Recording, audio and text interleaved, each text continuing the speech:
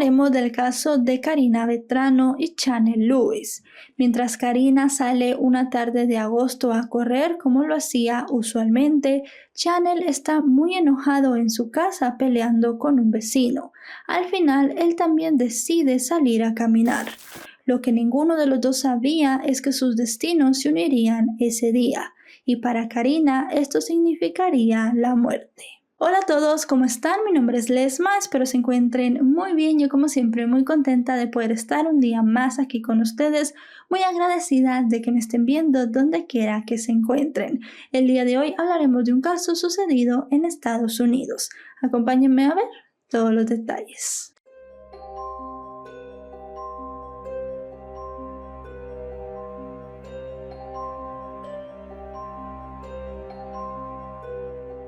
Karina Vetrano nació el 12 de julio de 1986 en Queens, Nueva York, Estados Unidos. Fue la hija mayor de 3 de Philip y Katie. La vida de la familia era muy feliz y tranquila. Karina siempre fue muy cercana a su padre desde pequeña, y la relación entre ambos se volvió cada vez mejor a medida que ella iba creciendo. En cierto punto de la adolescencia de Karina, su madre sufrió de cáncer, lo que hizo que ambas se unieran mucho. Afortunadamente, Katie pudo sobrellevar la enfermedad y gozar de una buena salud luego de que la superara. Su padre Philip era trabajador del Cuerpo de Bomberos de Nueva York y fue uno de los primeros efectivos en llegar a auxiliar a los heridos cuando se produjeron los atentados de las Torres Gemelas, algo que su hija admiraba mucho. Ella siempre describía a su padre como un hombre increíble y valiente. Karina asistió a la Universidad de St. John's ubicada en Nueva York y se especializó en terapia del habla. A pesar de que luego de eso se independizó, no se fue muy lejos de la casa de sus padres. Es más, ella se quedó a vivir en el mismo vecindario ya que no quería alejarse mucho y adicional a esto pasaba mucho tiempo en la casa donde creció. La chica consiguió 2 trabajos. Uno en Manhattan como patóloga del habla en una clínica con niños autistas y otro en un restaurante. Adicional a estas actividades, ella tenía un tremendo interés por el deporte y las redes sociales. La joven posteaba videos y fotografías de sus rutinas y estilo de vida. En sus perfiles también se podían ver sus viajes, salidas y vida diaria, lo que le valió para tener una cantidad muy importante de seguidores en las redes sociales. Aunque no era su trabajo principal, en varios medios cuando los hechos sucedieron se decía que ella era una blogger. Tenía un blog en el cual escribía sobre sus expectativas de vida y sus viajes. En uno de los escritos del blog, Karina expresó lo siguiente: a veces cuando me siento realmente triste, sola e incomprendida, me pregunto si ahora mismo, a esta edad y en este momento de mi vida, si por alguna extraña razón o un accidente muriera, ¿qué pasaría? Pienso en todas las personas de diferentes épocas de mi vida que asistirían a mi funeral. Además de todo esto, Karina también tenía un gran interés en la escritura. La joven era una aspirante a escritora que tenía en su historial varios cuentos cortos e historias. Incluso llegó a participar en un cortometraje dirigido por uno de sus mejores amigos.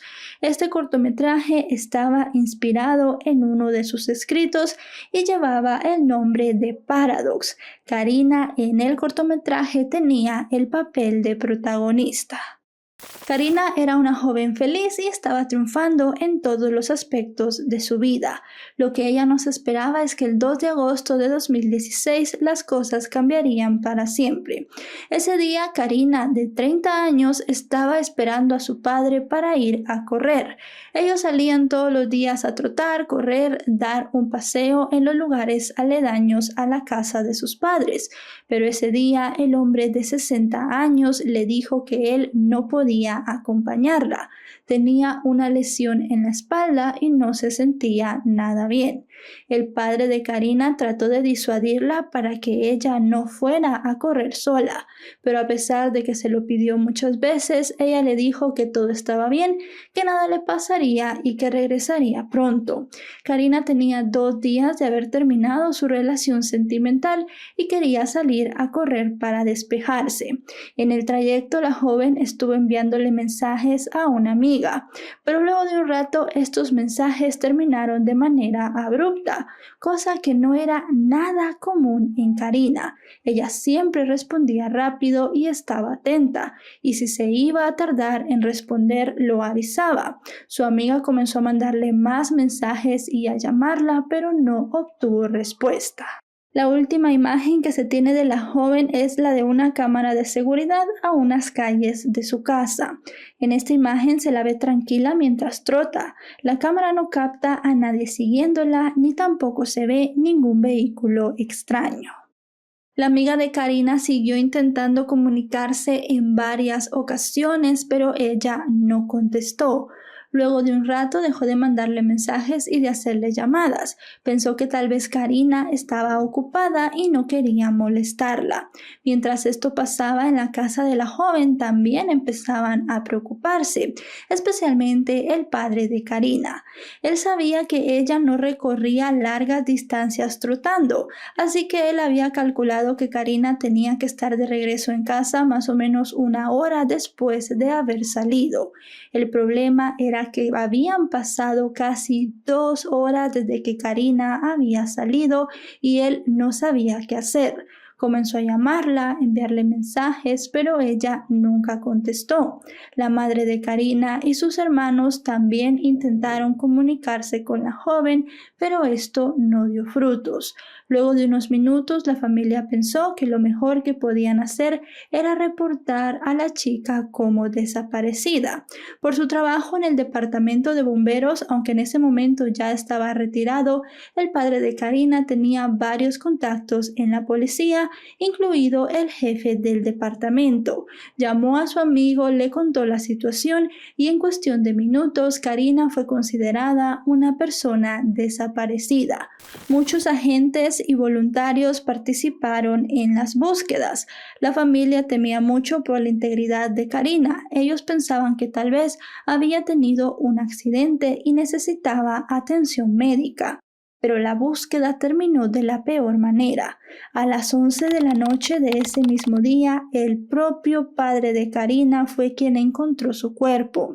Lo que el hombre hizo fue llamar insistentemente al teléfono de su hija y comenzó a guiarse por el sonido del mismo.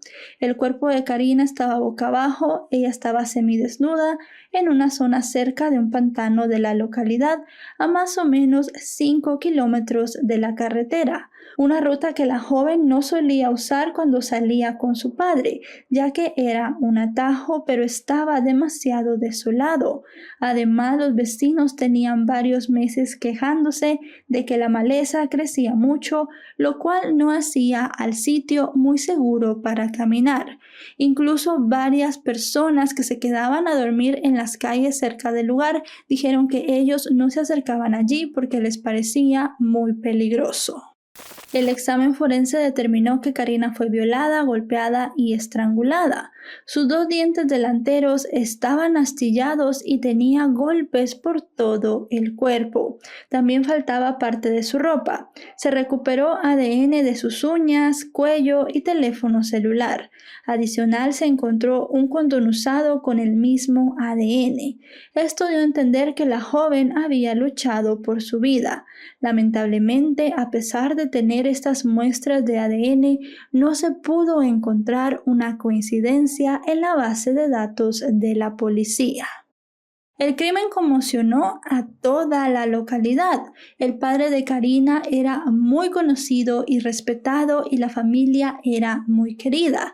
Además, era un lugar muy tranquilo para vivir. Ese tipo de cosas casi no pasaban. Todos tenían mucho miedo. ¿Quién había sido capaz de hacerle eso a Karina, una joven que simplemente había salido a trotar? La policía investigó a todos los hombres en la vida de Karina, amigos, compañeros y a su exnovio. Ninguno dio una coincidencia con el ADN y además de eso, todos tenían una coartada para el momento del crimen. Los vecinos se organizaron y junto con el padre de Karina abrieron un fondo. Este tenía el objetivo de reunir la mayor cantidad de dinero posible para la recompensa para poder encontrar al asesino. Llegaron a juntar casi $300,000. La policía a su vez también ofreció una recompensa de $10,000. Unos días después del asesinato de Karina, los padres de la joven enviaron un mensaje al asesino de su hija a través de una conferencia de prensa. I'm here to remind you, in case you don't already know, that now it's the whole entire world against you. The whole entire world knows what a pathetic, puny, weak piece of filth that you are. Con el paso de los meses, las pistas fueron casi nulas hasta febrero de 2017. 6 meses después del crimen, la policía informó que un hombre negro llamado Chanel Lewis era el principal sospechoso del asesinato de Karina Vetrano. Se tuvo a Chanel como sospechoso debido a que existía una denuncia. Un vecino de un lugar cercano al sitio donde se encontró el cuerpo de Karina dijo que un hombre alto y con capucha había deambulado por la zona. Cuando la policía le mostró la foto de Chanel, él dijo que en efecto era él. El hombre era conocido por ir en verano con ropa negra que le cubría todo el cuerpo y la cara.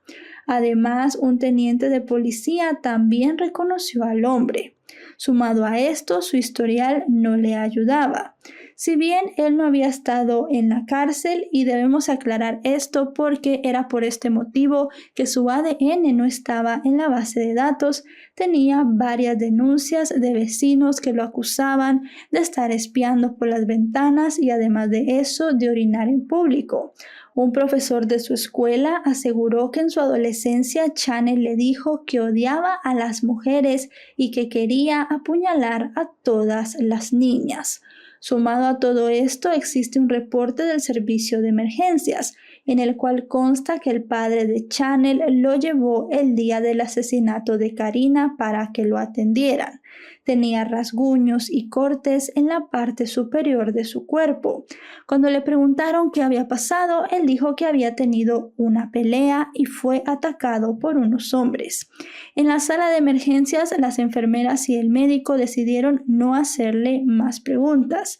Chanel padece de una discapacidad mental y como no hablaba mucho, los profesionales pensaron que tal vez esta discapacidad le impedía comunicarse, aunque realmente él puede hacerlo de buena manera. Cuando cuestionaron al padre de Chanel cuando esto salió en la investigación, él dijo que no tenía ni idea del asesinato de Karina Vetrano. El hombre fue llevado a la comisaría y luego de un interrogatorio de más o menos 4 horas, al final de cuentas confesó. About how many times did you hit her in the face? Around 5. Was she still moving when you had your hands around her neck? Oh yeah, and then she dropped into the water. After that, she was just lying there. La confesión completa de Chanel fue la siguiente. El 2 de agosto él salió enfurecido de su casa. Había tenido una discusión con un vecino por el volumen de la música que él tenía. No quería pelear con él, así que decidió que saldría a caminar. Cuando estaba caminando, vio a Karina. Declara que ella estaba un poco alejada de él, estaba trotando y viendo su teléfono celular.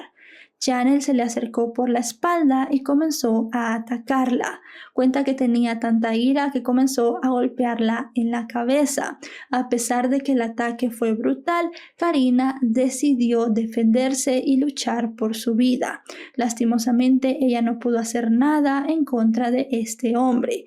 Chanel cuenta que ella trató de moverse y de alguna manera terminaron en la zona pantanosa donde el cuerpo fue encontrado. Luego de eso, él comenzó a violarla y terminó estrangulándola. Comenta que salió del lugar corriendo porque no quería que nadie lo viera. Ni siquiera recordaba bien dónde estaba ubicado el cuerpo y lo único que hizo fue ir a su casa y decirle a su padre que había tenido una pelea. Luego de eso fueron a la sala de emergencias y cuando le dieron el alta, él continuó con su vida de manera normal. Adicional a la confesión, la prueba de ADN dio positivo. Las muestras recogidas del cuerpo de Karina eran de Chanel. Con esto la policía lo tenía claro. Tenían al asesino de Karina atrapado. El 5 de noviembre de 2018 dio inicio el primer juicio en el caso de Karina. La familia de Chanel decía que el hombre era inocente y su defensa afirmó que la prueba de ADN estaba contaminada.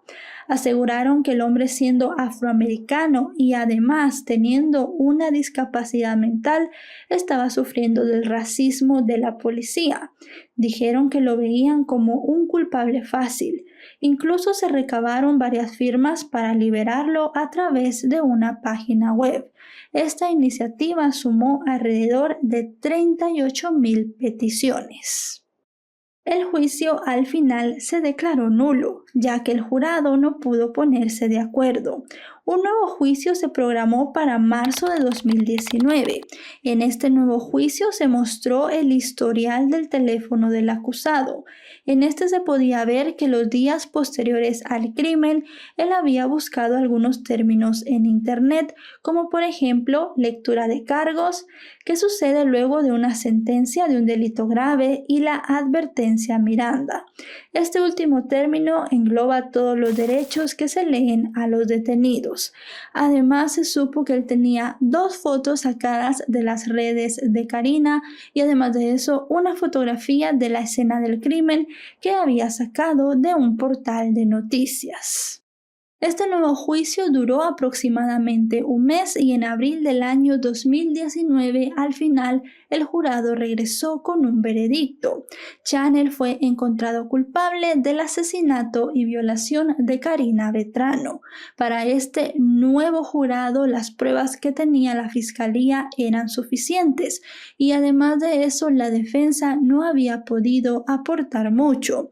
Ellos habían apartado un nuevo sospechoso, pero este nuevo sospechoso tenía coartada. Lo único que tenía la defensa para poder considerar a este hombre como un posible sospechoso era el hecho de que él salía a correr o a trotar todos los días como Karina y su padre y que luego del asesinato había dejado de hacerlo. Pero este hombre tenía una buena razón. Había sufrido una lesión y su médico le había recomendado que ya no lo hiciera. Fue así como Chanel fue sentenciado a cadena perpetua sin posibilidades de libertad condicional. Cuando se escuchó la sentencia en la sala del juicio, los familiares y amigos de Karina comenzaron a aplaudir, a abrazarse y se sintieron muy contentos que al final obtuvieron justicia. Y bueno, chicos y chicas, hasta aquí el video de hoy. Un caso muy controversial. Desde un inicio la defensa quería dar a entender que la policía había buscado a una persona fácil de culpar, pero al final de cuentas no se demostró que la prueba de ADN estuviese contaminada y además no se pudo aportar otro posible sospechoso, así que al final Chanel Lewis está en la cárcel por el asesinato y violación de Karina. Ella no sabía que ese día que salió sin su padre sería el último que saldría a correr. Si este video les ha parecido informativo, recuerden dejarle un me gusta. También recuerden suscribirse si no lo están. Actualizo varias veces por semana y si están suscritos les llegará una notificación cada vez que yo suba un video. Tengo otros 2 canales más, uno donde hablo igualmente de historias de la vida real, pero que no tienen nada que ver con investigación criminal, y otro más donde sí hablo de casos criminales y comparto espacio con mi novio. Se los dejaré en la descripción para que vayan y los vean. En mis redes sociales me pueden encontrar en Facebook, Twitter e Instagram como LesmaVR.